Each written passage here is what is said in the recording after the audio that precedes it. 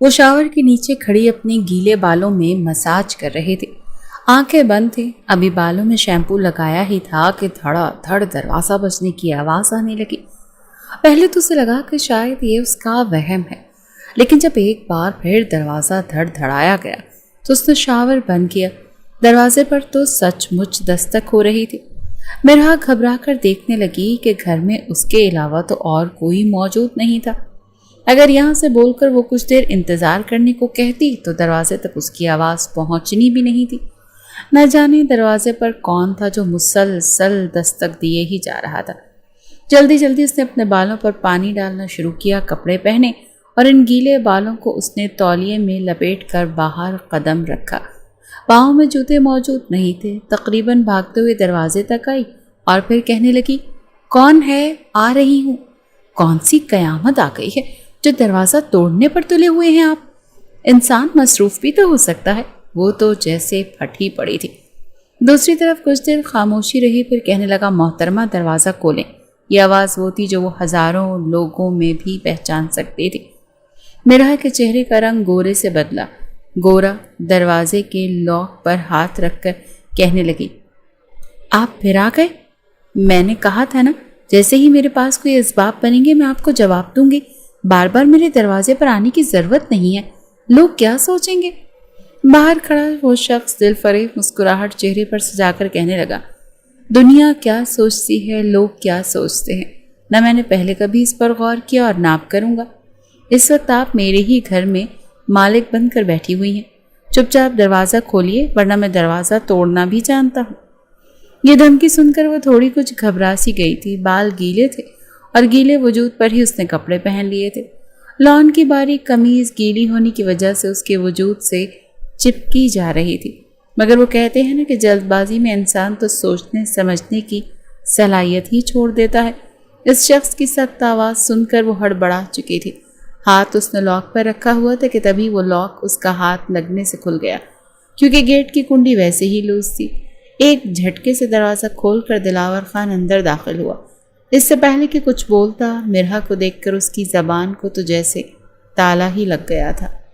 بالوں کو تولیے میں لپیٹے وہ کھڑی تھی، اس کے لب کپ کپا رہے تھے اور پانی کی بوندیں اس کے چہرے کو ابھی بھی گیلا کیے ہوئے تھی۔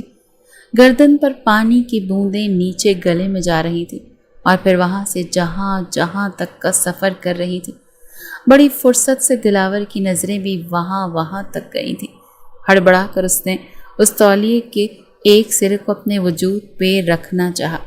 کہنے لگی، میں شور مچا دوں گی، شرم نہیں آتی آپ کو؟ تن تنہا لڑکی دیکھ کر بار بار اس پر نظر رکھنے کے لیے آ جاتے ہیں، آپ چلے جائیں یہاں سے۔ وہ اس کے منہ پر دروازہ بند کرنے لگی، مگر وہ دروازے میں ہاتھ رکھ کر اندر آ چکا تھا اور وہیں اس دروازے کو لاک کر دیا۔ جیسے جیسے وہ آگے بڑھ رہا تھا، مرحا کے قدم پیچھے ہٹ رہے تھے۔ ایک ہاتھ آگے بڑھا کر اس نے تولیے کو بھی کھینچ دیا تھا، جس سے اس کے گیلے بال اس کے شانوں پر پھیلتے چلے گئے۔ مرحا کی آنکھوں میں آنسو آئے۔ دلاور ہنس کر کہنے لگا، میری بات مان کیوں نہیں لیتی؟ کیوں بار بار میرے دل پر چھریاں چلاتی ہو؟ تمہیں شاید پیار کی بات سمجھ نہیں آتی۔ کتنی بار تمہیں کہہ چکا ہوں کہ میری ہو جاؤ۔ ایک طرف تم میری ہوگی اور ادھر یہ سارا کرایہ معاف کر دوں گا۔ کیوں اپنی نازک سی جان پر مجھ سے ظلم کروانا چاہتی ہو؟ وہ اپنے لب کاٹ کر بولا تھا اور مرحا کو جب کچھ اور نہ ملا تو اس نے سائڈ ٹیبل پر پڑا ہوا گلدان اٹھا کر اس کی طرف اچھالنا چاہا، مگر بڑی مہارت سے وہ کیچ کر چکا تھا۔ کہنے لگا، یہ چھوٹے موٹے گلدان میرا کچھ بگاڑ نہیں سکتے، دلاور خان زادہ ہوں میں۔ صوفے پر پڑا ہوا دوپٹہ وہ اپنے گرد لپیٹ چکی تھی۔ کہنے لگی، میں کبھی بھی تمہاری شرطیں نہیں مانوں گی، سمجھے تم؟ وہ صوفے پر ٹانگ رکھ کر بیٹھ گیا۔ کہنے لگا، سوچ لو، 5 لاکھ رقم کوئی چھوٹی نہیں ہوتی۔ پچھلے 5 مہینوں سے تمہارے لارے ہی سن رہا ہوں۔ آج تو بس کرایہ لے کر جاؤں گا، یا تو مجھے تم کرایہ دو گی یا پھر… یہ کہہ کر وہ جن نظروں سے اس کے وجود کو دیکھ رہا تھا، مرحا کی تو جان نکلی تھی۔ اسے لگ رہا تھا جیسے وہ لباس میں ہوتے ہوئے بھی اس کے سامنے بالکل بے لباس ہے۔ مرحا کی آنکھوں سے آنسو بہہ رہے تھے۔ اس وقت اس کے پاس کھانے کے لیے بھی پیسے نہیں تھے اور وہ شخص کو کرایہ کہاں سے دیتی؟ اور دوسری شرط وہ اس شخص کی مان نہیں سکتی تھی، جانتی تھی اس کی نظر کہاں پر ہے۔ اس سے پہلے کہ کچھ کہتی وہ اٹھا اور اس کی کمر پر ہاتھ رکھ کر اسے اپنے قریب کھینچتے ہوئے کہنے لگتا ہے کہ تم ایسے نہیں مانو گی، کرایہ تو مجھے خود ہی تم سے وصول کرنا پڑے گا۔ میرا اس سے پہلے کہ کچھ کہتی دلاور خانزادہ اس پر جھکا تھا، اور اس سے پہلے کہ وہ اس کے لبوں پر اپنے ریحان دماغ ٹھیک ہے آپ کا؟ آپ جانتے بھی ہیں آپ کیا کہہ رہے ہیں؟ کوئی بھی غیرت مند مرد ایسی بات نہیں کرتا جو آپ اس وقت مجھ سے کہہ رہے ہیں۔ اس کی آواز ایک دم سے اونچی ہوئی تھی۔ اپنے سامنے اپنی بیوی کی آواز اونچی ہوتی دیکھ کر ریحان کا پارا ہائی ہوا تھا۔ اگلی پل غصے سے اسے دیکھ کر کہنے لگا، اتنی تمہاری ہمت کہ مجھ سے چلا کر بات کرو گی؟ میں نے کچھ غلط نہیں کہا؟ یہ کوئی گاؤں نہیں ہے، شہر ہے، شہر، اور یہاں پر یہ پارٹیاں ایسی ہی ہوتی ہیں۔ تم اپنے یہ پھٹے پرانے طرز کے کپڑے پہن کر اس پارٹی میں نہیں جاؤ گے۔ وہاں پر میرے سارے دوست کلیگ ہوں گے۔ سر نے بڑے بڑے بزنس پارٹنرز کو بھی بلایا ہے اور میرے دوست تم سے ملنا چاہتے ہیں۔ تم اگر اپنی وہی پھٹی پرانی شلوار قمیص اور وہ بے رنگ سا دوپٹہ اور برقع پہن کر جاؤ گی تو میری کیا عزت رہ جائے گی؟ دیکھو، میں تمہارا شوہر ہوں۔ جب مجھے کوئی مسئلہ نہیں ہے تو تمہیں کیا ہے؟ ہاں، اتنی تم ستی ساوتری جو خود کو 7 پردوں میں چھپا کر رکھو گی۔ ریحان کے الفاظ مرہا کے وجود کو چھلی کر چکے تھے۔ وہ اس پر غصہ تو نہیں کرنا چاہتی تھی، مگر جو بات ریحان اسے کہہ رہا تھا وہ مان بھی نہیں سکتی تھی۔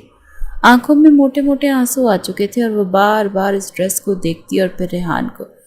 ریحان نے اسے ویڈیو لگا کر دے چکا تھا کہ یہ دیکھ لو، یہ ساڑی ایسے پہنی جاتی ہے اور یہ بلاؤز یہ ایسے بند ہوتا ہے۔ دھیان سے دیکھ لو، کوئی گڑبڑ مت کرنا، سمجھی؟ جلدی سے تیار ہو جاؤ، پھر ہم آدھے گھنٹے تک نکلیں گے۔ یہ کہتا وہ اپنے کپڑے لے کر واش روم جا چکا تھا اور مرہا وہیں صوفے پر ڈھیسی گئی تھی۔ اسے سمجھ نہیں آ رہا تھا کہ آخر ریحان چاہتا کیا ہے۔ اس وقت ریحان جو کپڑے اس کے لیے لے کر آیا تھا وہ کہیں سے بھی مناسب نہیں تھے جنہیں پہن کر وہ پارٹی میں جا سکتی۔ یہ ایک سرخ اور گرے رنگ کے کنٹراسٹ کی ساڑی بنی ہوئی تھی، انتہائی چمکیلی بھڑکیلی۔ دکھنے میں تو اچھی تھی، مگر یہ ساڑی اتنی باریک تھی کہ اگر وہ پہنتی تو اس کا وجود اس میں واضح نظر آ سکتا تھا۔ جو بلاؤز اس کے ساتھ موجود تھا وہ بھی بڑا عجیب سا تھا، سلیو لیس تھا اور اسے کہیں سے بھی پورا نہیں آ رہا تھا۔ اگر وہ اسے پہن بھی لیتی تو اس کا پیٹ اور کمر تھوڑا بہت تو نظر آ ہی جاتا۔ پھر وہ ساڑی کا پلو اس کی سفید دودھیا رنگت پر تو مزید قیامت ڈھا رہا تھا۔ آج تک اس نے فراک اور قمیض ٹراؤزر کے علاوہ کچھ پہنا نہیں تھا۔ اسے تو یہ بھی ڈر تھا کہ کہیں ریحان ناراض نہ ہو جائے۔ وہ چپ چاپ اٹھی اور ریحان کے آنے کے بعد وہ باتھ روم میں نہانے کے لیے جا چکی تھی۔ جیسے ہی ساڑی پہن کر وہ باہر آئی تو ریحان اس وقت کمرے میں موجود اپنے بالوں میں کنگھی کر رہا تھا۔ اسے دیکھ کر تو اس کی آنکھیں کھلی کی کھلی رہ چکی تھی۔ وہ ساڑی تو پہن آئی تھی اور لگ بھی قیامت رہی تھی، مگر ساڑی کے پلو کو اس نے خود کے گرد یوں لپیٹ رکھا تھا کہ کہیں سے بھی نہ اس کا بازو اور نہ اس کا سینہ کچھ بھی دکھائی نہیں دے رہا تھا۔ ریحان اسے باہوں میں بھرتا ہوا اس کے گالوں پر اپنے لب رکھ چکا تھا۔ وہ کہنے لگا، مرہا میری جان، اس پلو کو ایسے نہیں لینا بلکہ ایسے لینا ہے۔ وہ پلو کو بالکل سمیٹتا کچھ اس انداز سے اس کے کاندھے پر پھینک چکا تھا کہ وہ ایک پٹی بن کر اس کے کاندھے پر گرا تھا۔ اس کی کمر کی رانائیوں کو مختصراً واضح کر چکا تھا۔ اس ساڑی میں اس کے وجود کے نشیب و فراز سب کچھ واضح تھے، اور یہ دیکھ کر تو وہ شرما ہی چکی تھی۔ کہنے لگی، میں اس حالت میں تو نہیں جا سکتی، وہاں پر مرد بھی ہوں گے، مجھے شرم آئے گی۔ مگر ریحان اسے زبردستی آئینے کے سامنے بٹھا چکا تھا۔ اس کے بالوں میں کنگھی کرنے لگا، بلور سے اس کے بال سکھانے لگا۔ ہلکا پھلکا میک اپ کر کے بھی وہ قیامت ڈھا رہی تھی۔ اسے شرم آ رہی تھی، مگر ریحان اسے بالکل کسی فلم کی ہیروئن کی طرح بنا کر اپنے ساتھ پارٹی میں لے آیا تھا۔ بار بار وہ اپنا پلو اپنی کمر اور بازو پر ڈالنے کی کوشش کر رہی تھی اور ریحان اسے ہٹا رہا تھا۔ پارٹی میں پہنچتے ہی کہنے لگا، خبردار کوئی گڑبڑ کی تو اگر میرے باس تم سے بات کریں تو تم بات کرو گی، اگر کوئی تمہیں ہنس کر بات کرے گا تو تم بالکل ویسے ہی رویہ رکھو گی، کسی بھی طرح کا کوئی ڈرامہ مت کرنا۔ وہ چہرے پر مصنوعی مسکراہٹ اور دل میں نہ جانے کتنے غم لیے آگے بڑھی تھی۔ جو بھی اسے دیکھ رہا تھا بس دیکھتا ہی جا رہا تھا۔ اس کے حسن سے تو وہاں پر آئی لڑکیاں بھی جیلس ہو رہی تھیں۔ ریحان کے 3-4 دوست مرہا کے گرد ہو گئے، کہنے لگے، ارے ماشاء اللہ ماشاء اللہ، کتنی بیوٹیفل بھابھی ہیں ہماری، ہمیں تو یقین ہی نہیں آ رہا کہ ریحان نے اتنی اچھی لڑکی پھانس لی ہے۔ ارے بھائی ریحان، تمہاری تو موجیں لگ گئیں، تبھی ہم کہیں کہ جب تم صبح آفس آتے ہو تو تمہاری آنکھیں سوجی ہوئی کیوں ہوتی ہیں اب سمجھ آئے کہ بھابھی تمہیں سونے ہی نہیں دیتی ہوں گی۔ وہ جس قدر بے باکی سے بول رہے تھے، مرحا تو غصے سے گھور کر ان کی طرف دیکھنے لگی۔ ایک لڑکا ہاتھ میں حرام مشروب لیے گھونٹ بھر کر کہنے لگا، ارے بھابھی غصہ کیوں کر رہی ہیں؟ چلیں ہم تو دوست ہیں اور یہ سب کچھ تو نارمل چلتا ہی ہے۔ بالکل کسی نمائش کی طرح اس نے اپنی بیوی کو ان سب کے سامنے پیش کر رکھا تھا۔ مرحا کی آنکھوں میں آنسو تھے اور وہ ان کو چھپانے کے لیے ایک جانب صوفے پر جا کر بیٹھ گئی۔ تبھی اس نے وہاں پر ایک دو لڑکوں کے منہ سے یہ بھی سنا کہ دیکھ کتنا کمال کا فگر ہے اس لڑکی کا، قسم سے بڑا مست مال ہے۔ یہ پلو سے خود کو چھپا کر صوفے پر بیٹھ چکی تھی، آنکھوں سے موٹے موٹے آنسو گر رہے تھے جنہیں وہ ٹیشو سے پونچھ رہی تھی، اور وہ اس وقت کو پچھتانے لگی تھی جب اس نے ریحان جیسے شخص سے شادی کی تھی۔ ریحان اور مرحا دونوں ایک ساتھ کالج میں پڑھتے تھے اور دونوں نے ایک ساتھ ہی ایڈمیشن لیا تھا، وہیں پر ان کی دوستی ہو چکی تھی۔ مرحا تھوڑی مڈل کلاس اور گاؤں کے ماحول سے تعلق رکھنے والی لڑکی تھی، مگر اسے شہری زندگی اور لائف سٹائل اپنانے کا بے حد شوق تھا۔ وہیں ریحان بھی شہر کا لڑکا تھا۔ دونوں میں دوستی وقت کے ساتھ ساتھ آگے بڑھنے لگی اور پھر یہ دوستی محبت میں بدلنے لگی۔ کالج سے یونیورسٹی لیول تک دونوں آ چکے تھے۔ ریحان نے ہمیشہ مرحا کے قریب آنے کی کوشش کی تھی، مگر وہ اسے خود سے دور جھٹک دیا کرتی تھی کہ نہیں، جب تک آپ کی اور میری شادی نہیں ہو جاتی آپ میرے قریب نہیں آ سکتے۔ وہ کہنے لگا، ارے یار یہ سب کچھ تو نارمل ہے، میں تمہیں کس کر سکتا ہوں، تمہیں چھو سکتا ہوں، میں کون سا کچھ زیادہ کرنے والا ہوں؟ تم تو میری باہوں میں آنے سے بھی یوں ڈر جاتی ہو جیسے پتہ نہیں میری باہوں میں آؤ گی تو اگلے روز ہی تمہیں بچہ پیدا ہو جائے گا۔ ریحان بے باکی سے بول چکا تھا اور مرحا تو شرم کے مارے اپنا چہرہ ہی چھپا چکی تھی، اور پھر اسے مکے مارنے لگی کہ تمہیں بالکل بھی شرم نہیں آتی، حد ہوتی ہے ہر بات کی، جو منہ میں آتا ہے بولتے ہی چلے جاتے ہو۔ مگر وہ ایسا ہی تھا۔ مرحا اپنے ماں باپ کی بڑی بیٹی تھی اور اس سے چھوٹا اس کا ایک بھائی تھا۔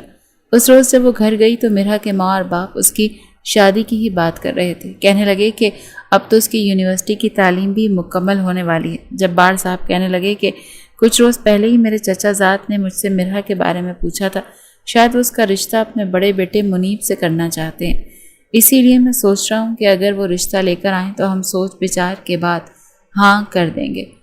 ویسے بھی اچھے کھاتے پیتے لوگ ہیں، ہماری بچی خوش رہے گی۔ گاؤں میں ان کی ایکڑوں پر محیط زمین ہے، ہماری بچی کو کسی چیز کی کمی نہیں آنے دیں گے۔ یہ سب سن کر تو مرحا گھبرا چکی تھی۔ اسی وقت کال کر کے اس نے ریحان کو بتا دیا تھا کہ ریحان، میرے ماں باپ تو میری شادی کی باتیں کر رہے ہیں، پلیز آپ اپنے ماں باپ کو میرے بارے میں بتائیں، آپ لوگ رشتہ لے کر آئیں۔ ایسا کیسے چلے گا؟ اگر میرے ماں باپ نے منیب سے میرا رشتہ طے کر دیا تو بڑی مشکل ہو جائے گی۔ ریحان بھی تھوڑا سا پریشان ہو چکا تھا، کہنے لگا فکر مت کرو، میں اپنے ماں باپ کو لے کر رشتہ لے کر تمہاری طرف آؤں گا۔ چند روز بعد ہی ریحان اپنے ماں باپ کے ساتھ رشتہ لے کر ان کے ہاں پہنچ چکا تھا، مگر جب مرحا چائے اور لوازمات لے کر اپنے کمرے سے باہر آئی تو اس کے قدم وہیں پر رک چکے تھے۔ ریحان نے اسے اپنے موبائل میں اپنے ماں باپ کی تصویر دکھا رکھی تھی۔ وہ بڑے قریب سے انہیں دیکھ چکی تھی، جانتی تھی، مگر اس وقت ریحان کے ساتھ جو ماں باپ بن کر آئے تھے وہ تو کوئی اور ہی تھے۔ اپنے ماں باپ کے سامنے وہ کچھ کہہ بھی نہیں سکتی تھی۔ ریحان سے آنکھوں ہی آنکھوں میں وہ پوچھ رہی تھی کہ یہ کون ہے، مگر وہ آنکھوں ہی آنکھوں میں اسے چپ کروا چکا تھا۔ جبار صاحب نے رشتے میں ہاں کرنے کے لیے کچھ مہلت مانگ لی تھی۔ جیسے ہی وہ لوگ گئے تو اس نے سیدھا ریحان کو کال کی۔ وہ پوچھنے لگی، یہ سب کچھ کیا تھا ریحان؟ ریحان بیچارہ سا منہ بنا کر کہنے لگا، ارے یار کیا کرتا، میرے ماں باپ تو بالکل بھی اس حق میں نہیں ہے کہ ہم کسی گاؤں کی لڑکی کو بہو بنا کر اپنے گھر لائیں۔ وہ تو بالکل اپنے جیسی کلاس میں میری لڑکی سے شادی کروانا چاہتے ہیں۔ ان کا کہنا ہے گاؤں کی لڑکیاں بڑی چلاک ہوتی ہیں اور شہری لڑکوں کو پھانس لیتی ہیں، اسی لیے وہ تمہارے ساتھ میری شادی کروانا ہی نہیں چاہتے۔ مجبوراً مجھے کرائے پر ان لوگوں کو رکھ کر اپنے ماں باپ بنا کر لانا پڑا۔ یہ سن کر مرحا پریشان ہو چکی تھی کہ ایسا کیسے چلے گا، تمہیں اپنے ماں باپ کو سمجھانا چاہیے تھا، پہلے وہ ہم سے ملتے، مجھ سے ملتے، پھر ہی وہ فیصلہ کرتے۔ بہرحال جبار صاحب بھی کوئی عام انسان نہیں تھے، انہوں نے جب معلومات لی تو غصے سے گھر آ کر کہنے لگے، یہ لڑکا جو رشتہ لے کر آیا تھا وہ اپنے نقلی ماں باپ لایا تھا، حقیقت میں تو اس کے ماں باپ کوئی اور ہیں، کم از کم میں اس جھوٹے شخص سے تو اپنی بیٹی کا ہاتھ بالکل نہیں دوں گا۔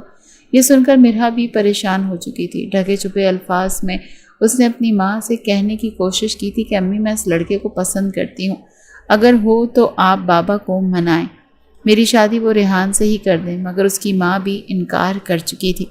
ریحان اور مرحا کی محبت اس قدر آگے بڑھ چکی تھی، خاص کر مرحا اس کی محبت میں اس قدر پاگل ہو چکی تھی کہ دونوں نے بھاگ کر نکاح کرنے کا فیصلہ کر لیا تھا۔ اس رات ریحان گھر کے باہر کھڑا تھا، کہنے لگا بس جلدی سے گھر آ جاؤ، اور ہاں آتے ہوئے کچھ پیسے ہوں تو لیتے آنا، اب ظاہری سی بات ہے ہم دونوں بھاگ رہے ہیں، میں بھی اپنے ماں باپ سے لا تعلق ہی کر رہا ہوں اور تم بھی، تو ہمارے پاس اتنے تو پیسے ہونے چاہیے کہ ہم اپنا گزر بسر کر سکیں۔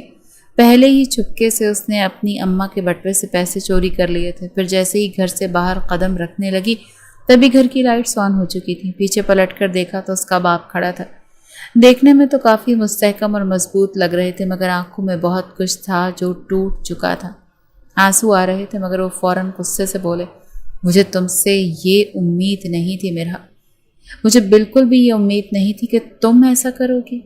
مرحا کو لگا جیسے اس کے سر پر آسمان ٹوٹ پڑا، وہ وہیں زمین میں دھنس جائے گی۔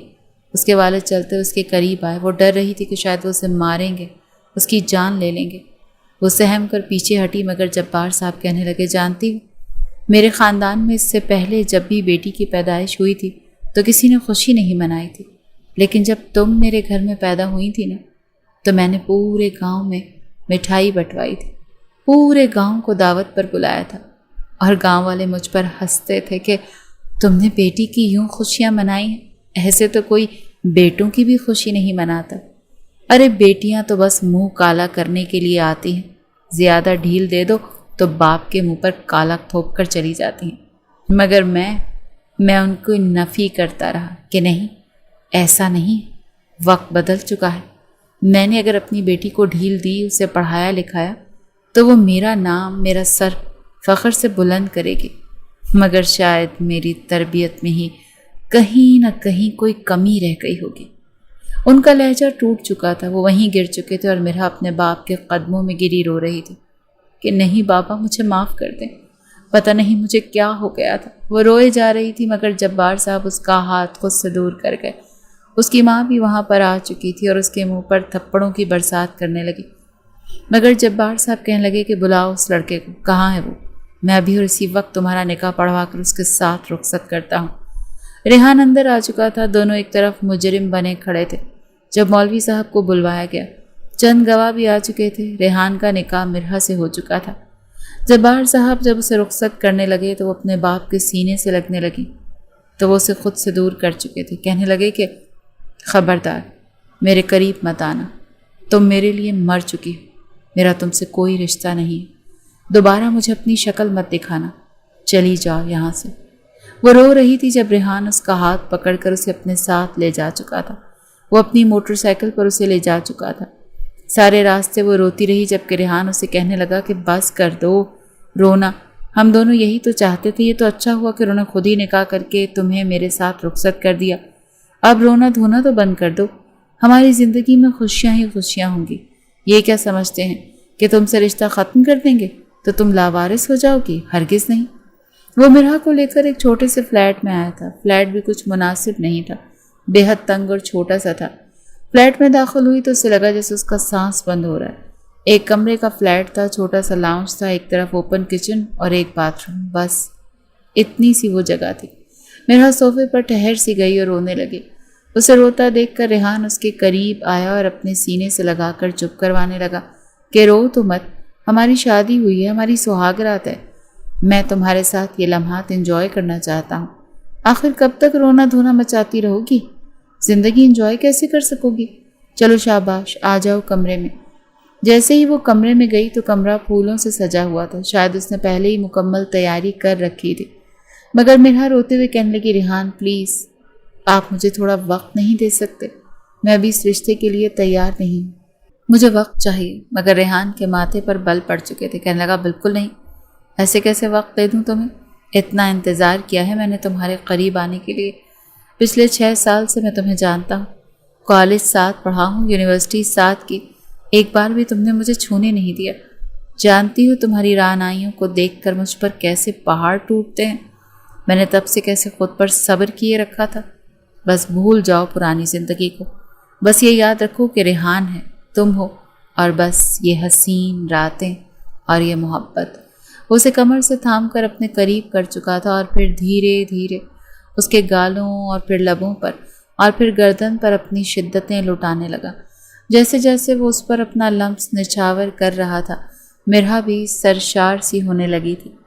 نہ جانے کیوں دل میں ایک عجیب سی کسک رہ گئی، جیسے اس نے جو کچھ کیا غلط کیا اور بہت ہی جلد وہ اس کے لیے پچھتائے گی، مگر وہ اپنا آپ اسے سونپ چکی تھی۔ پوری رات وہ اس پر اپنی شدتیں لٹاتا رہا، اس پر اپنی محبتیں نچھاور کرتا رہا۔ درد کے مارے وہ اپنی کمر تھام چکی تھی، کہنے لگی بس کر دیں ریحان، میری کمر میں شدید درد ہو رہا ہے، ایسے لگ رہا ہے جیسے میرا وجود میرے ساتھ نہیں رہا، بس کر دیں۔ آپ کیوں میری جان لینے پر اتر آئے ہیں؟ ریحان ہنس کر کہنے لگا، میری جان تم ہو ہی اتنی حسین اور میں تم سے دور رہ نہیں پا رہا۔ پھر وہ ہنس کر اٹھا اور اسے پین کلر لا کر دی، تب اسے اپنی باہوں میں بھر کر گہری نیند سو چکا تھا۔ درد کے مارے مرحا کو تو نیند ہی نہیں آئی تھی، بس ایسے ہی جاگتے ہوئے چھت کو تکنے لگی۔ وقت گزرتا گیا، نہ جانے کب اس کی آنکھ لگی تھی۔ اگلے روز دوپہر 2 بجے اس کی آنکھ کھلی۔ ریحان فلیٹ میں ہی موجود تھا، فون پر کسی سے بات کر رہا تھا۔ وہ ٹھیک سے فریش ہونے کے بعد باہر آئی اور آ کر ریحان کے گلے لگ گئی۔ وہ بھی اسے باہوں میں بھر چکا تھا، کہنے لگا، نئی زندگی مبارک ہو میری جان۔ ایک نظر مرحا نے اس فلیٹ کو دیکھا، رات کو تو بس اس نے دھیان نہیں دیا تھا۔ اس چھوٹے سے فلیٹ کو دیکھ کر کہنے لگی، ریحان کیا یہ فلیٹ آپ کا ہے؟ ریحان تھوڑا سا جھجکا تھا، پھر کہنے لگا، نہیں میرے دوست کا ہے، میرے تو بڑے بڑے فارم ہاؤس ہیں اور بنگلے ہیں، یہ تو بس میں تمہیں یہاں پر اس لیے لے کر آیا ہوں تاکہ میرے بابا کو پتہ نہ چل سکے۔ اگر میں تمہیں اپنے کسی بھی فارم ہاؤس یا گھر میں لے جاتا تو وہاں کے ملازمین میرے بابا کو بتا دیتے۔ مرحا خاموش ہو چکی تھی اور اس کے بعد اس کے دن رات ہی جیسے ایک جیسے گزرنے لگے۔ ریحان اس پر اپنی شدتیں لٹاتا، وہ درد سے تڑپتی رہتی اور وہ شدتیں لٹانے کے بعد خود مزے سے سو جاتا اور مرحا درد سے بس کروٹیں بدلتی رہ جاتی۔ ہر روز وہ نئے نئے طریقے سے اس پر محبت نچھاور کرتا تھا۔ کبھی کوئی بے باک سی نائٹی لے آتا اور اسے پہنا دیتا، تو کبھی واش روم میں لے جا کر شاور کے نیچے کھڑا کر دیتا۔ اگر وہ کچن میں کام کر رہی ہوتی تو وہیں پر اسے اپنی باہوں میں بھر لیتا۔ وہ منع کرتی رہ جاتی، مگر ریحان اس پر اپنی شدتیں نچھاور ہی کرتا رہتا تھا۔ شادی کو ابھی صرف 1.5 مہینہ ہی گزرا تھا جب وہ کھانا بنا رہی تھی کہ دروازے پر دھڑا دھڑ سے دستک ہونے لگی۔ اس وقت ریحان باتھ روم میں نہا رہا تھا۔ وہ باہر آئی اور کہنے لگی، کون ہے؟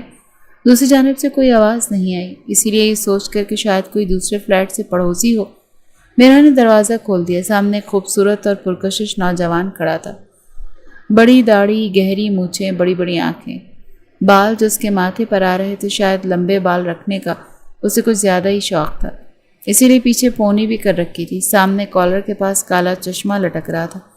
مرحا کو دیکھ کر اس کا منہ کھلا تھا۔ اس نوجوان نے اسے سر سے لے کر پاؤں تک دیکھا تھا، چوئنگم چباتے ہوئے کہنے لگا، او مائی گاڈ، تو یہ ریحان صاحب لڑکیاں لانا بھی شروع ہو چکے ہیں؟ اللہ معاف کرے، ریحان بھائی سے ہر گندے کام کی امید ہے، مگر یہ تو نہ تھی۔ مرحا گھبرا کر فوراً اپنے دوپٹے کو اپنے گرد لپیٹنے لگی۔ وہ کہنے لگی، کیا کام ہے آپ کو؟ کون ہیں آپ؟ مگر وہ مسکرایا، کہنے لگا، اس گھر کا مالک مکان ہوں۔ کہاں ہے وہ بےغیرت کمینہ؟ اس کی تو آج میں ہڈیاں پیس کر اپنی آنکھوں میں سرما ڈالوں گا۔ یہاں پر لڑکیاں لاتا ہے، بے حیائی پھیلاتا ہے، فحاشی کا اڈا کھول رکھا ہے اس نے۔ نکل باہر ریحان، آج تجھے میں زندہ نہیں چھوڑوں گا۔ تو مجھے پچھلے 3 مہینوں کا کرایہ بھی دے گا اور اس بات کا جواب بھی دے گا۔ اور تو لڑکی شکل سے تو بڑی شریف لگ رہی ہے، تجھے بھی میں پولیس کے حوالے کرتا ہوں تاکہ تیرے سارے کالے چٹھے کھل کر سامنے آئیں، اور تیرے پیچھے کون ہے وہ بھی پکڑا جائے گا۔ مرحا تو اپنے کانوں سے دھواں نکلتا ہوا محسوس ہونے لگا تھا۔ وہ رونے لگی تھی، ہاتھ جوڑتے ہوئے کہنے لگی کہ نہیں پلیز، آپ غلط سمجھ رہے ہیں، آپ کو ایسا کیوں لگ رہا ہے، آپ ایسے کیوں کہہ رہے ہیں؟ ریحان تو میرے شوہر، ہم نے شادی کی، آپ مجھے اتنا غلط کیسے سمجھ سکتے ہیں؟ تو ریحان نے شادی کی ہے؟ اس کے الفاظ دہرا کر اسے جیسے شوق سا ہوا تھا۔ وہ کہنے لگا، اس ریحان نے شادی کی ہے؟ یہ سڑک چھاپ بے روزگار جو دوسروں سے مانگ تانگ کر کھاتا ہے، اس نے شادی کیسے کر لی؟ اس کی بات سن کر مرحا تھوڑی متذبذب سی ہوئی تھی، کہنے لگی، نہیں، آپ کو کوئی غلط فہمی ہوئی ہے، آپ غلط سوچ رہے ہیں، وہ تو بڑے امیر ہیں، بڑی بڑی کوٹھیاں، بنگلے، ان کے فارم ہاؤس ہیں، یہاں پر تو وہ مجبوری کے تحت رہ رہے ہیں، صرف میرے لیے۔ مگر وہ اس لڑکی کو دیکھ کر شاید کچھ سمجھ چکا تھا۔ تب تک ریحان آ چکا تھا۔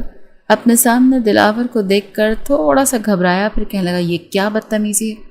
تمہیں تمیز نہیں ہے؟ کس کی اجازت سے تم گھر میں داخل ہوا؟ کرایہ لینا ہے تو باہر کھڑے ہو کر بھی تو لے سکتے تھے۔ وہ کہنے لگا بس زیادہ چالاکی مت دکھاؤ، شادی کرنے کے لیے تمہارے پاس پیسے نکل آئے، بیوی کے خرچے پورے کرنے کے لیے تمہارے پاس بڑے پیسے ہیں، لیکن پچھلے 3 مہینوں کا جو کرایہ تم نے دینا ہے وہ، چل شاباش کرایہ نکال، اور بھی جو تو نے میرے باپ سے ادھار پیسے لیے تھے سارے نکال، ادھر میرے ہاتھ پر رکھ، ورنہ آج میں تیرا ایک گردہ نکال کر ضرور لے جاؤں گا، کم از کم پیسے تو پورے ہوں گے۔ وہ ہڑبڑی میں ادھر ادھر چلتا سامنے میز پر رکھے ہوئے فروٹ کی ٹوکری سے چاقو اٹھا چکا تھا۔ چاقو کی نوک ریحان کی طرف کرتے ہوئے وہ بولا تو ریحان ہڑبڑا چکا تھا۔ وہ شخص کس قدر سائیکو تھا یہ وہ جانتا تھا۔ ریحان فوراً سے کہنے لگا دیکھو بھائی، جیسے ہی مجھے جاب ملی تو میں تمہارے سارے پیسے دے دوں گا، لیکن فی الحال پلیز یہاں سے چلے جاؤ، میری حالت پر رحم کھاؤ۔ مرہا تو دیدے پھاڑے اسے دیکھ رہی تھی کہ یہ سب کچھ کیا تھا۔ دلاور ایک نظر مرہا کو دیکھنے کے بعد وہاں سے جا چکا تھا، جبکہ وہ ریحان کو سوالیہ نظروں سے دیکھ رہی تھی۔ ریحان سر پکڑ کر بیٹھ گیا، پھر کہنے لگا میں نے تم سے جھوٹ بولا تھا، میں کوئی امیر باپ کی اولاد نہیں، میرے باپ نے تو دوسری شادی کر رکھی ہے اور بس اپنا سب کچھ اپنی دوسری اولاد اور بیوی پر لٹاتا رہتا ہے۔ یہ فلیٹ میں نے کرائے پر لیا ہوا تھا، سوچا تھا نوکری مل جائے گی تو سارے قرضے اتار لوں گا، لیکن کمبخت نوکری ابھی تک نہیں ملی۔ قسم سے جیسے ہی نوکری ملی نا ایک اچھی کمپنی میں، تمہیں سارے قرضے اتار دوں گا اور تمہیں بہت خوش رکھوں گا۔ مرہا پر تو جیسے آسمان ٹوٹ پڑا، تو یعنی اب تک جو خواب اسے دکھائے گئے تھے وہ سب کچھ جھوٹ تھا۔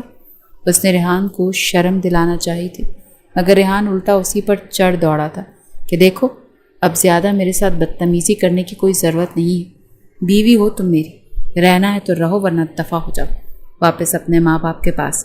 نہ تو تم جہیز میں کچھ لے کر آئی، نہ کچھ تمہارے باپ نے دیا ہے تو شکر کیا ہوگا کہ اس کو جہیز نہیں دینا پڑا، خالی ہاتھ تمہیں اسی جوڑے میں میرے ساتھ روانہ کر دیا، الٹا تم یہاں پر میرے سامنے ایٹیٹیوڈ دکھا رہی ہو۔ میرا خاموش ہو چکی تھی، اسے اندازہ ہو رہا تھا کہ 6 سال اس نے جس شخص کے ساتھ برباد کیے وہ عقل کی کتنی اندھی تھی، اس نے کتنا غلط فیصلہ کیا تھا۔ چند ہفتوں بعد ہی اس نے سی وی جمع کروائی تھی اور اس کی ایک اچھی کمپنی میں نوکری لگ چکی تھی۔ میرا خوش تھی کہ چلو وقت کے ساتھ کچھ تو ٹھیک ہوگا، مگر دھیرے دھیرے ریحان کی حرکتیں بدلتی جا رہی تھیں۔ وہ اسے کسی ڈیکوریشن پیس کی طرح استعمال کرنے والا تھا۔ یہ مشورہ بھی اسے اس کے کسی دوست نے ہی دیا تھا کہ دیکھ بھائی، اگر تو پروموشن چاہتا ہے نا تو اپنی بیوی کا استعمال کر، جس کی بیوی خوبصورت ہوتی ہے سمجھو وہ چٹکیوں میں کروڑ پتی بن جاتا ہے۔ اپنی بیوی کے حسن کا استعمال کر، بڑی بڑی بزنس پارٹیز میں اس کو لا، پھر دیکھ کمال تو کیسے دن دگنی اور رات چوگنی ترقی کرتا ہے۔ ریحان کو ویسے بھی مرہا کے حسن میں ہی دلچسپی تھی، اس سے زائد مرہا کیا سوچتی ہے، وہ کیا سمجھتی ہے، اس سے کوئی لینا دینا نہیں تھا۔ خود وہ اس کے ساتھ ہر رات رنگین کر چکا تھا اور دھیرے دھیرے اب اس کے وجود سے بیزار بھی ہونے لگا تھا۔ مرہا اپنے مستقبل کے بارے میں سوچتی وہاں پر بیٹھی تھی جب نشے میں دھت ریحان کے تو دوست اس کے دائیں بائیں آ کر بیٹھ گئے۔ وہ کہنے لگے ارے بھابھی جی کتنی حسین ہیں آپ، اپنا تھوڑا حسن ہم پر بھی نچھاور کر دیں۔ اس وقت وہاں پر ناچ گانا چل رہا تھا، اسٹیج پر ڈانسرز ناچ رہے تھے اور ان لوگوں نے اپنی جیبوں سے بہت سے نوٹوں کی گڈیاں نکال کر مرہا پر نچھاور کرنا شروع کر دی تھی۔ مرہا کی تو جان لبوں پر آئی تھی، وہ رونے لگی تھی۔ اس نے ایک شخص کے منہ پر تھپڑ مار دیا تھا، کہنے لگی شرم نہیں آتی آپ کو، یہ کیسی گندی حرکتیں کر رہے ہیں آپ۔ وہ دونوں بھی غصے سے وہاں پر کھڑے ہو چکے تھے۔ ریحان بھی وہاں پر آ چکا تھا، اچھا خاصا تماشا لگ چکا تھا۔ کہنے لگے کیسی بیوی ہے تمہاری، ارے بھابھی جی کے پاس آ کر بیٹھے ہیں، ان سے باتیں کر رہے ہیں اور یہ ہمیں تھپڑ مار رہی ہیں۔ ان میں سے ایک باس کا بیٹا تھا جو غصے سے مرہا کو دیکھنے لگا۔ باس بھی غصے میں آ چکا تھا، کہنے لگا ریحان یہ سب کچھ کیا ہے؟ اگر تمہاری بیوی اتنے پرانے خیالات کی تھی تو تمہیں اسے یہاں پر لانے کی کیا ضرورت تھی؟ اس کی ہمت کیسے ہوئی میرے بیٹے سے بدتمیزی کرنے کی؟ وہ غصے سے پاگل ہو چکا تھا۔ مرہا کے ہاتھ کو پکڑ کر وہاں سے لے گیا اور گھر لاتے ہی اس پر اندھا دھند مار پیٹ شروع کر دی۔ وہ اس کا گلا اس قدر زور سے دبا چکا تھا کہ مرہا کو اپنا سانس بھی رکتا ہوا محسوس ہونے لگا۔ اس کا سانس بند کر کے وہ اس پر تھپڑوں کی برسات کرتا رہا۔ اس کے ہونٹ پھٹ چکے تھے اور ناک سے خون آنے لگا تھا۔ وہ روئے جا رہی تھی کہ پاگل مت بنو، میری بات سمجھو، وہ میرے ساتھ غلط رویہ رکھ رہے تھے۔ کوئی بھی شریف لڑکی یہ برداشت نہیں کر سکتی۔ میں تو تم سے شادی کر کے پچھتا رہی۔ اس بات پر ریحان اس پر مزید ہاتھ اٹھا رہا تھا۔ اس سے میں وہ اس قدر پاگل ہو گیا تھا کہ اس نے مرحا کے وجود پر موجود اس ساڑی کو کھینچ کر پھاڑنا شروع کر دیا تھا۔ وہ اسے بالکل ہر ایک پردے سے آزاد کر چکا تھا۔ اس قدر سخت ہاتھ لگائے تھے کہ اس کے وجود پر کھروچیں پڑ چکی تھیں اور پھر جانوروں کی طرح اس پر ٹوٹ پڑا تھا۔ تکلیف اور اذیت کیا ہوتی ہے اس وقت مرحا برداشت کر رہی تھی۔ اس کے ساتھ اس نے اس قدر درندوں والا سلوک کرنے کے بعد کہنے لگا، میں اب تمہیں طلاق دیتا ہوں، طلاق دیتا ہوں، طلاق دیتا ہوں۔ وہ 3 بار یہ کہہ چکا تھا۔ مرحا تو یوں بے جان پڑی تھی جیسے اس میں جان باقی نہ رہی ہو۔ وہیں پر وہ بے ہوش ہو چکی تھی اور ریحان راتوں رات اپنا سامان لے کر اس فلیٹ سے رفو چکر ہو چکا تھا۔ سامنے کے گھر میں ٹیرس پر رات کے تقریباً 1:15 بجے دلاور ٹہل رہا تھا جب اسے درد سے چلانے کی آوازیں آئی تھیں۔ اگر وہ چھت پر نہ ہوتا تو شاید یہ آوازیں نہ سن سکتا۔ تبھی کچھ دیر بعد اسے موٹر سائیکل کے چلنے کی آواز آئی۔ جب وہ چھت پر آیا تو وہاں پر کوئی بھی نہیں تھا، مگر گھر کی روشنی مسلسل آن تھی اور دروازہ بھی کھلا ہوا تھا۔ کچھ سوچ کر وہ اس کے گھر کی طرف بڑھا۔ دروازے پر ہلکی سی دستک دینا چاہی مگر دروازہ کھلا تھا۔ دلاور اندر داخل ہوتا ہوا سامنے کمرے کی طرف آیا۔ بیڈ پر غیر مناسب حالت میں مرحا پڑی تھی۔ اس کی حالت دیکھ کر اسے اس پر رحم آیا تھا۔ پہلی نظر میں اس لڑکی کو دیکھ کر گویا اس پر ترس کھا چکا تھا کہ اتنی حسین لڑکی ریحان جیسے شخص کے ساتھ کیسے پھنس گئی۔ اس نے آگے بڑھنا چاہا مگر جس حالت میں وہ تھی اسے مناسب نہ لگا اور وہ وہیں سے واپس پلٹ گیا۔ نہ جانے کب مرحا کی آنکھ کھلی۔ وہ تو بس پھوٹ پھوٹ کر روئے جا رہی تھی۔ اپنے چہرے کو دیکھا جہاں پر خون سوکھا ہوا تھا، ناک سوجا ہوا تھا، لب سوجے ہوئے تھے۔ واش روم میں نہاتے ہوئے وہ چیخ چیخ کر رو رہی تھی۔ ریحان اپنا سارا سامان لے کر ہمیشہ ہمیشہ کے لیے جا چکا تھا۔ 1 ہفتہ بیت گیا تھا مگر وہ واپس نہیں آیا۔ مرحا نے اپنی ماں سے رابطہ کرنا چاہا مگر کسی نے بھی اس کی کال نہیں اٹھائی۔ وہ لوگ اسے اپنی زندگیوں میں خوش تھے اور مرحا کا یہ کیا گیا فیصلہ ان سب پر قیامت بن کر ٹوٹا تھا۔ گھر کا سامان بھی ختم ہوتا جا رہا تھا۔ آس پاس وہ کسی کو جانتی بھی نہیں تھی۔ مجبوراً وہ صرف ایک وقت کا کھانا کھانے لگی اور بس اس ڈپریشن سے خود کو نکالنے کی کوشش کر رہی تھی۔ جب ایک شام دلاور اس کے گھر پر چلا آیا، اس لڑکی کی حالت دیکھ کر اتنا تو وہ سمجھ چکا تھا کہ ریحان اسے دھوکہ دے کر جا چکا ہے۔ کہنے لگا، کرایہ نکالو میرا لڑکی، کہاں ہے تمہارا وہ نامراد شوہر؟ اس کی آنکھوں میں آنسو تھے۔ روتے ہوئے کہنے لگی، میں نہیں جانتی کہاں گیا ہے، لیکن وہ 1 ہفتے سے یہاں پر نہیں آیا۔ میرے پاس تو کوئی کرایہ نہیں، آپ کو جو کچھ چاہیے ان سے لیں، وہ مجھے طلاق دے کر جا چکا ہے۔ مرحا روتے ہوئے یہ بولی تھی جب دلاور کی آنکھیں کھلی کی کھلی رہ گئی تھیں۔ کہنے لگا، اچھا تو پھر جاؤ نا واپس اپنے گھر، یہاں کیا کر رہی ہو؟ وہ کہنے لگی، میرا کوئی گھر نہیں، پلیز مجھے یہاں پر رہنے دیں۔ مجھے جیسے ہی جاب ملے گی میں آپ کو کرایہ دے دوں گی، مجھے یہاں سے نکالیے مت، میرا اس کے علاوہ اور کوئی ٹھکانہ نہیں ہے۔ ریحان نے میری زندگی برباد کر دی۔ دلاور اسے روتا دیکھ کر سنجیدگی سے دیکھتا رہا۔ کہنے لگا، ٹھیک ہے لیکن کرایہ مجھے ہر حال میں چاہیے، میں کچھ دنوں بعد پھر آؤں گا ورنہ تمہارے اس گھر کا دھیرے دھیرے سامان بیچنے لگوں گا۔ میرا کو تو لگا کہ شاید دنیا میں کوئی مرد تو اچھا ہوگا، ہو سکتا ہے ریحان ایسا تھا، مگر اس دلاور کو اس پر رحم آ جائے، مگر وہ بھی شاید باقی مردوں جیسا ہی تھا۔ چند روز بعد وہ کبھی نہ کبھی اس کے پاس آ دھمکتا تھا اور کرایہ مانگنے لگتا۔ اس شام مرحا کہنے لگی، آپ کو اپنا کرایہ چاہیے تو ریحان سے لیجیے، میں نے آپ کے لاکھوں روپے نہیں دینے، ریحان نے دینے ہیں۔ وہ غصے سے کہنے لگا، بی 2 مہینے تو تم یہاں پر تمہیں رہتے ہوئے بھی ہو گئے، دیکھو میں نے تمہیں 2 مہینے کا راشن بھی لا کر دیا اور وہ پیسے بھی تمہارے سر پر ہیں، چپ چاپ میرے پیسے نکالو ورنہ میں یہاں سے جانے نہیں والا۔ وہ صوفے پر لیٹ کر بولا تھا اور مرحا کا جی چاہا کہ وہ ٹیبل اٹھا کر اس کے سر پر دے مارے۔ پھر اس سے کہنے لگی کہ دیکھیے، آپ مجھے کہیں نوکری دلوا دیجیے، مجھے جو پیسے ملیں گے وہ میں آپ کو دے دوں گی۔ یہ سن کر وہ اٹھ کر بیٹھا، چہرے پر ایک مسکراہٹ آئی، کہنے لگا کہ اچھا، تمہیں میں ایک ایسا کام بتاؤں جسے کر کے تم یہاں پر مفت میں رہ سکتی ہو۔ مرحا چونکی تھی، کہنے لگی کہ اچھا، ایسا کیسے ممکن ہے؟ اس کے قریب آیا اور چہرے کے قریب جھک کر کہنے لگا، تم میری بیوی کیوں نہیں بن جاتی؟ جیسے ہی تم میری بیوی بنو گی تمہیں کرایہ معاف کر دوں گا۔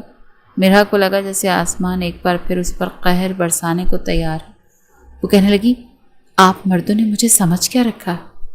پہلے ریحان میری زندگی برباد کرتا رہا اور اب آپ کیا سمجھتے ہیں کہ تن تنہا عورت کو دیکھیں گے، بھڑکائیں گے اور اپنے نکاح میں لے لیں گے؟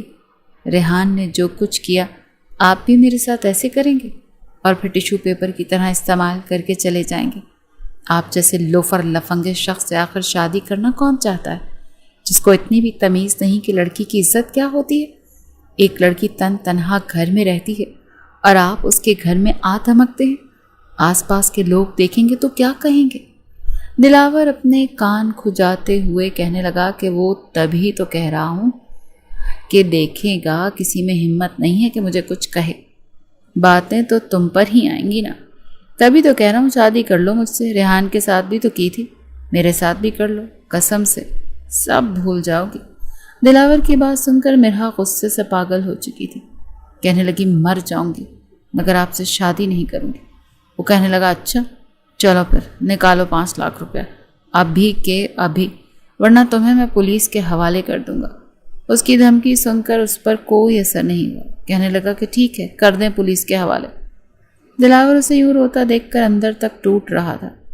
اس لڑکی پر تو وہ پہلے دن سے ہی دل ہار بیٹھا تھا اور بس کسی بھی طرح سے ریحان کے چنگل سے چھڑانا چاہتا تھا۔ جو حالت اس کی ریحان نے کر دی تھی، جی تو چاہتا تھا کہ وہ ریحان کے ٹکڑے ٹکڑے کر دے، اور اپنے خاص آدمیوں کو اس نے ریحان کو ڈھونڈنے پر بھی لگا دیا تھا۔ دراصل یہ اس کے والد کے فلیٹس تھے جہاں پر کئی لوگ رہ رہے تھے۔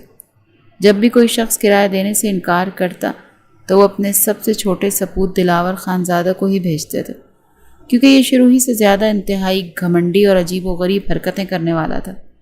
سب گھر کے افراد اسے چڑیا گھر سے بھاگا ہوا بندر کہتے تھے، کیونکہ گھر میں بھی یہ یوں ہی ادھم مچایا کرتا تھا۔ مگر اس لڑکی کو دیکھ کر تو جیسے اس کی نظریں وہیں ٹک چکی تھی۔ وہ بس کسی بھی طرح اس سے شادی کرنا چاہتا تھا، اسے اپنا بنانا چاہتا تھا۔ اس کے ماضی میں اس کے ساتھ کیا ہوا تھا کیا نہیں ہوا تھا اس سے کوئی فرق نہیں پڑتا تھا۔ ابھی وہ کھڑی رو رہی تھی جب کھلے ہوئے دروازے سے پڑوس کی عورتیں اندر چلی آئیں۔ کہنے لگی یہ کیا حیا بیچ آئی ہو، شرم نہیں آتی تجھے؟ شوہر پتہ نہیں اتنے دنوں سے کہاں چلا گیا، پتہ نہیں وہ تیرا شوہر تھا بھی کہ نہیں۔ ہر وقت تم لوگوں کے گھروں سے لڑائی جھگڑے کی آوازیں آتی رہتی تھیں، اور اب تم مالک مکان کے ساتھ کیا کر رہی ہو؟ دلاور ان عورتوں کو دیکھ کر کہنے کا کیوں؟ میرے ہاتھوں خود کی بوٹی بوٹی ایک کروانا چاہتی ہوں؟ تم لوگوں کا قیمہ بنا کر تم لوگوں کے شوہروں کو ہی فرائی کر کے کھلا دوں گا، نکلو یہاں سے۔ وہ تھوڑی سی ہڑبڑائی تھی، پھر کہنے لگی ہاں جب بھی آتے ہو ایسی ہی عجیب و غریب دھمکیاں دیتے ہو۔ تم خود کو شاید کسی ہندی فلموں کا ہیرو سمجھتے ہو نا، مگر تم جو بھی کہو یہ لڑکی اب یہاں پر رہے گی نہیں۔ بہت دیکھ لیا میں نے تمہیں، پہلے جو تمہارا چکر مہینوں سے لگتا تھا اب تم ہر ہفتے یہاں پر آ دھمکتے ہو۔ آدھی رات کو بھی تمہیں ہم یہیں پر ڈیرے ڈالے ہوئے دیکھتے رہتے ہیں۔ بہتر ہے اس لڑکی کو چلتا کرو، اگر اتنی اچھی لگتی ہے تو اس سے شادی کر لو۔ مرحا بھی گھبرائی تھی، اس وقت اسے کچھ بھی سمجھ نہیں آ رہی تھی۔ وہ کہنے لگا کہ تم لوگ جاؤ گے یا ابھی کے ابھی تم لوگوں کا سامان اٹھا کر فلیٹ سے باہر نکالوں؟ بلا وجہ دوسروں کی زندگی میں دخل اندازی مت کیا کرو۔ اور خالہ، تم جو اس لڑکی پر انگلیاں اٹھا رہی ہو، اپنی بیٹی کا نہیں پتا؟ نکڑ والے حمزہ کے ساتھ کل کھڑی گپے ہانک رہی تھی، مجھے دیکھ کر فوراً بھاگ گئی۔ پورا 50 روپے میرے ہاتھ پر رکھا اس نے کہ میری اماں کو مت بتانا۔ لو بھلا، ایک تو میں تیری عزت کے لیے چپ ہوا تھا، ورنہ 50 روپے میں تو آج تک کوئی تھپڑ نہیں مار کے جاتا۔ یہ سن کر تو اس عورت کا منہ کھلا کا کھلا رہ چکا تھا، فوراً وہاں سے بھاگنے والی ہوئی تھی۔ باقی عورتیں بھی وہاں سے نکلی تھیں، جبکہ وہ مرحا کو دیکھ کر کہنے لگا اسی لیے کہہ رہا ہوں، عزت کی روٹی کھانی ہے تو مجھ سے شادی کر لو۔ نکاح کرنے کا کہہ رہا ہوں، مفت میں 3 راتیں اپنے ساتھ سونے کا نہیں کہہ رہا، سمجھی؟ مرحا کا تو سر گھوم کر رہ چکا تھا۔ جس طرح وہ بولتا تھا واقعی کسی فلم کا غنڈہ ہی لگتا تھا۔ اسے یہ ڈر تھا کہ جس طرح اس کا رویہ ہے یقیناً اس کے گھر میں باقی کے لوگ بھی ایسے ہی ہوں گے۔ اسے اس لڑکے پر اعتبار کرنا چاہیے یا نہیں جو کبھی بھی کہیں بھی آ دھمکتا ہے؟ اسے تو بات کرنے کی بھی تمیز نہیں، مگر اس کے علاوہ اس کے پاس کوئی چارہ بھی نہیں تھا۔ اگلے روز جب دلاور ایک بار پھر اس کے دروازے پر آیا تو وہ کہنے لگی کہ میں تم سے شادی کرنے کے لیے تیار ہوں، مگر یہ صرف ایک کاغذی رشتہ ہوگا۔ مجھے بس پناہ چاہیے، ایک گھر چاہیے، صرف اور صرف اس لیے کہ اس کے علاوہ تم میرے قریب نہیں آؤ گے۔ دلاور ہنستے ہوئے کہنے لگا، اچھا محترمہ، تمہیں میں شیشے کی دیواروں میں سجا کر، ہاتھ میں خوبصورت سا پھول پکڑا کر، پتھر کی مورتی بنوا کر دیوار پر لٹکا دوں گا۔ آتے جاتے لوگ تمہیں سلامی پیش کریں گے۔ اس کی بات سن کر مرہا تو اندر تک کھول چکی تھی۔ کہنے لگی، تم سیدھی بات نہیں کر سکتے؟ ہمیشہ ایسے ہی کیوں بولتے ہو؟ وہ کہنے لگا کہ میں تو ایسا ہی ہوں، تمہارے ناک پر ہر وقت مکھی کی طرح غصہ بیٹھا رہتا ہے۔ میں نے تمہیں کہا کہ ایسے کیوں ہے؟ چلو شاباش، تیار ہو جاؤ، اپنا حلیہ درست کر لو۔ شام کو میں اپنے ماں بابا کے ساتھ تمہارا رشتہ مانگنے آؤں گا، اور تم نے بالکل ٹھیک ایکٹنگ کرنی ہے تاکہ تمہیں دیکھ کر میری اماں تمہارے صدقے واری جائیں۔ اسے کہہ کر وہ وہاں سے جا چکا تھا اور مرہا تو حیران تھی۔ اسے لگا شاید ریحان کی طرح یہ بھی کچھ ایسا ہی کرے گا۔ وہ سادہ سے لباس میں ملبوس تھی جب شام کو وہ اپنے ماں باپ، اپنی دونوں چھوٹی بہنوں اور بھائیوں کے ساتھ آیا تھا۔ ایک ساتھ ہی خاندان کے اتنے افراد کو دیکھ کر وہ تھوڑی سی گھبرائی تھی، مگر شاید دلاور اپنی بہنوں کو پہلے سے ہی سب کچھ بتا چکا تھا۔ وہ خود ہی اپنے ساتھ کچھ سامان لے کر آئے تھے۔ کہنے لگی، ہماری ہونے والی بھابھی آپ یہاں بیٹھ جائیں، چائے اور لوازمات تو ہم خود ہی تیار کر لیں گے۔ وہ حیران ہوئی تھی جس طرح دلاور کا اٹھنا بیٹھنا اور بول چال تھی۔ اس کے ماں باپ تو اس سے بالکل ہی مختلف تھے۔ اس کے بڑے بھائی بھی کافی سلجھے ہوئے تھے اور بہنیں بھی۔ ان تینوں نے مل کر چائے، ساتھ چپس اور کباب فرائی کیے۔ کھانے میں مرہا نے اپنے ہاتھوں سے بریانی بنائی تھی۔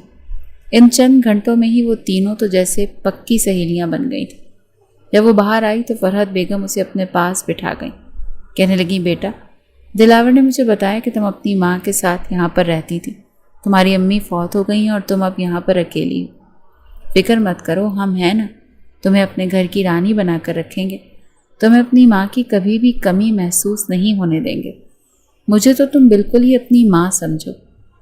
مرہا گھور کر دلاور کو دیکھ رہی تھی۔ شاید اس نے ان کے سامنے جھوٹ بولا تھا۔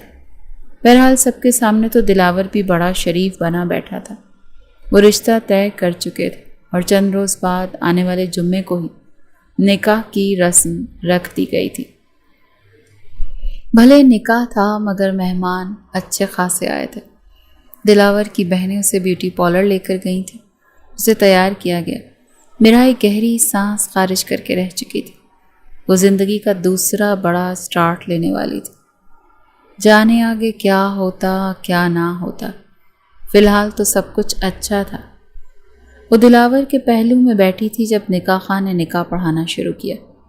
ایک پل کو اس کے ہاتھ لرزے تھے، مگر پھر خدا کا نام لے کر اس نے سائن کر دیا تھا۔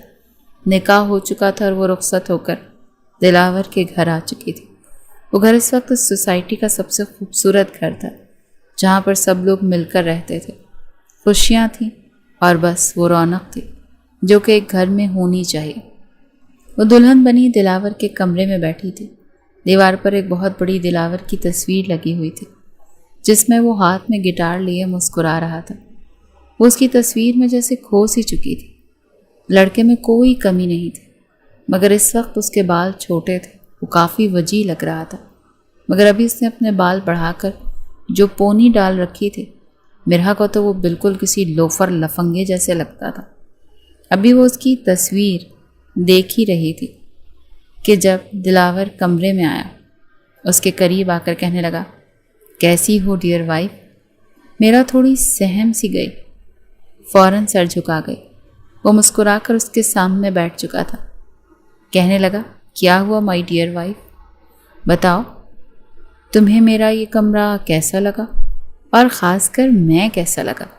ایک نظر مرہا اس پر ڈال کر کہنے لگی، بالکل لنگور جیسے لگ رہے، اور یہ پونی اور اپنا حلیہ دیکھیں، ایسے لگ رہا ہے جیسے کوئی گلی کا لوفر لفنگا۔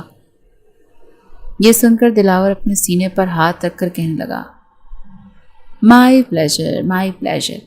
یہ تو میرے لیے بڑے اعزاز کی بات ہے کہ میں آپ کو پسند آیا۔ ویسے آپ بھی کسی نکچڑی لومڑی سے کم نہیں ہیں جو شکل سے گھنی میسنی لگتی ہے مگر اندر سے پوری شاطر ہے۔ موقع دیکھ کر مارتی ہو اپنے معصوم سے شوہر کو۔ میرا تو سمجھ رہی تھی کہ شاید اس پر ترس کھائے گا، اسے باتیں سنائے گا، اسے اپنے سامنے کمتر سمجھے گا، جو کہ اکثر مرد کرتے ہیں، مگر وہ تو اسے یوں باتیں کر رہا تھا جیسے کچھ ہوا ہی نہ ہو۔ اس کی پہلی شادی ہو اور وہ اس کی زندگی میں آنے والا پہلا مرد۔ اس کا یہ انداز مرہا کو کچھ بھلا سا لگا تھا۔ ایسے ہی ان کی نوک جھوک شروع ہو چکی تھی اور مرہا کو وہ اپنی باہوں میں بھر چکا تھا اور بڑے پیار سے اس کی آنکھوں پر اپنے لب رکھے تھے۔ مرہا کا وجود جیسے کانپ سا گیا تھا۔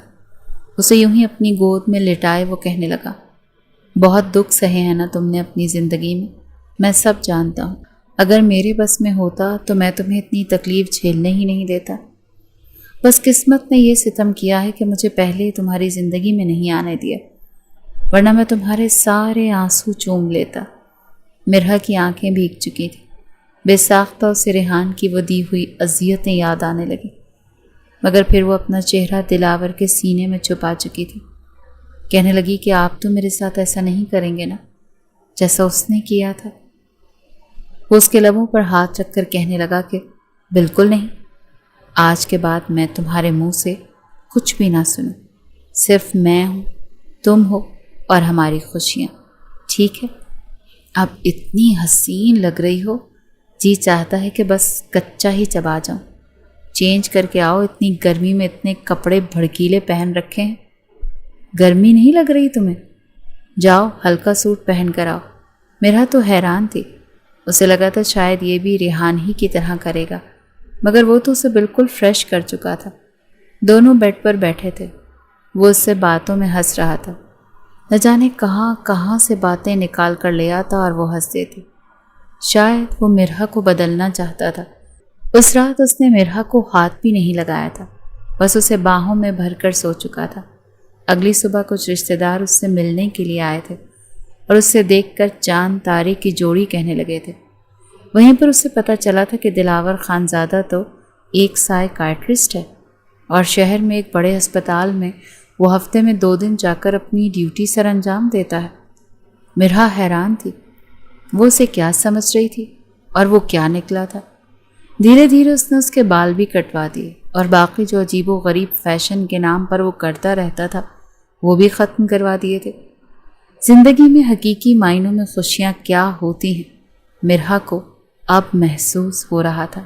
ایک روز اس نے خود کو تیار کیا تھا صرف اور صرف دلاور کے لیے۔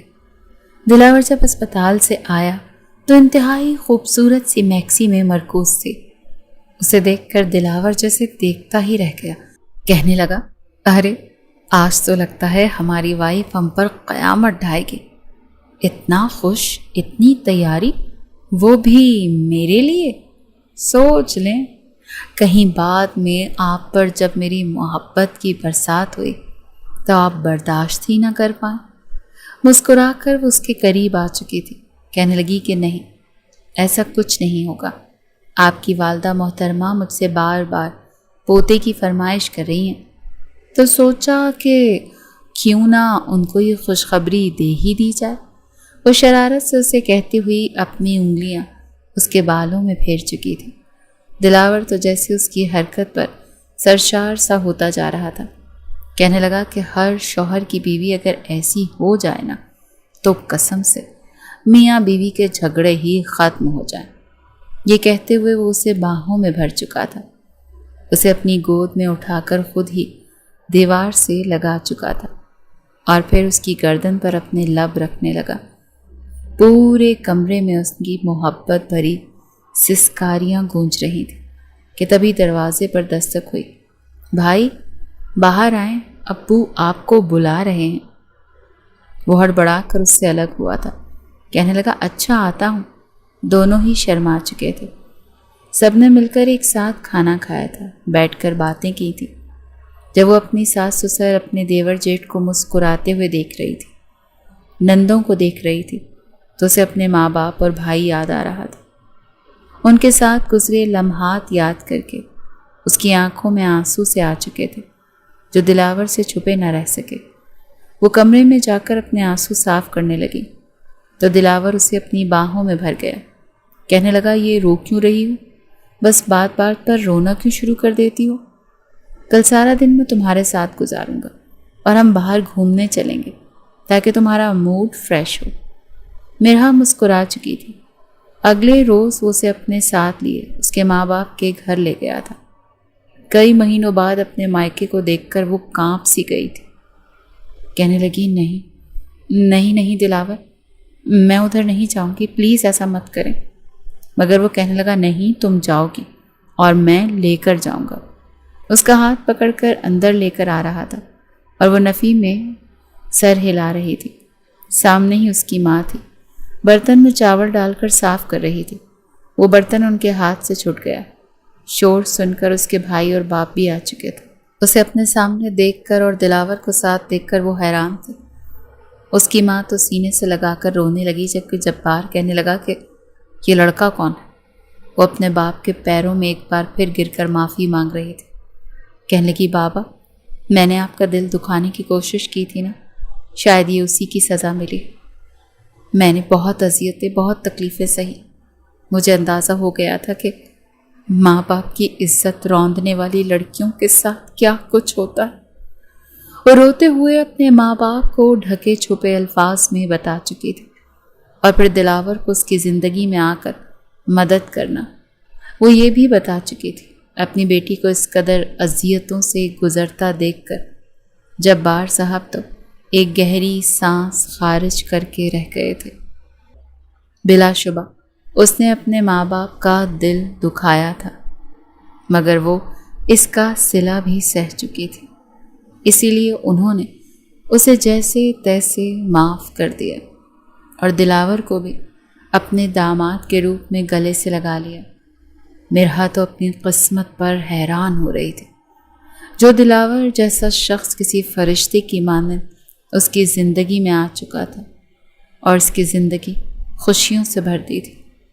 واقعی کچھ لوگ بالکل نعمت کی طرح ہوتے ہیں، رونقوں کی طرح ہوتے ہیں، جو زندگی میں آتے ہی بہار لے آتے ہیں۔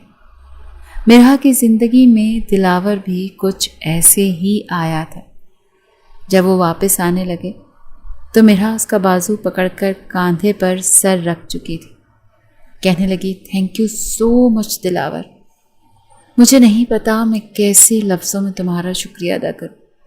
وہ ایک بار پھر غیر سنجیدہ حالت میں ہنس کر کہنے لگا، مجھے لفظوں کی نہیں، تمہارے میٹھے میٹھے پیارے پیارے نرم نرم سے لبوں کی ضرورت ہے۔ اگر تم ان سے میرا شکریہ ادا کرنا چاہو تو مجھے کوئی دقت نہیں۔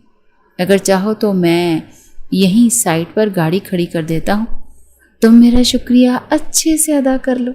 قسم سے کوئی نہیں دیکھے گا، مگر کسی نے دیکھ بھی لیا تو بھائی بیوی ہے میری۔ وہ فوراً گاڑی کو بریک لگاتے ہوئے بولا تو مرحا ہنس پڑی تھی، بازو پر مکہ مار کر کہنے لگی، دلاور کبھی تو سیریس ہو جایا کریں۔